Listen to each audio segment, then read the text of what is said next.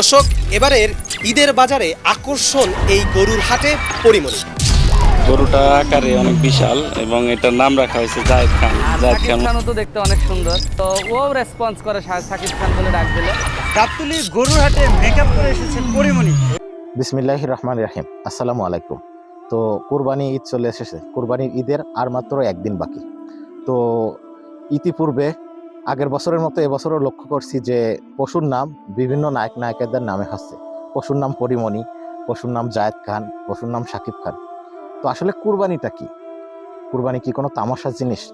এটা আপনাদের কাছে প্রশ্ন থাকলো, অবশ্যই কমেন্ট বক্সে জানিয়ে দিবেন যে এই জায়েদ খান, পরিমণি, সাকিব খান এই নামের পশুগুলো কুড়াই করে যদি কুরবানি করা হয় তাহলে কি মহান সৃষ্টিকর্তার সাথে তামাশা করা হলো না? কুরবানির উদ্দেশ্য কি আমাদের আগে বুঝতে হবে। আসলে কুরবানি কোথা থেকে এসেছে? কুরবানি পরীক্ষা স্বরূপ হযরত ইব্রাহিম আলাইহিস সালামের পর আল্লাহ কিন্তু কুরবানির আদেশটা করেন। সেইখান থেকে কিন্তু আমরা কুরবানি করে থাকি।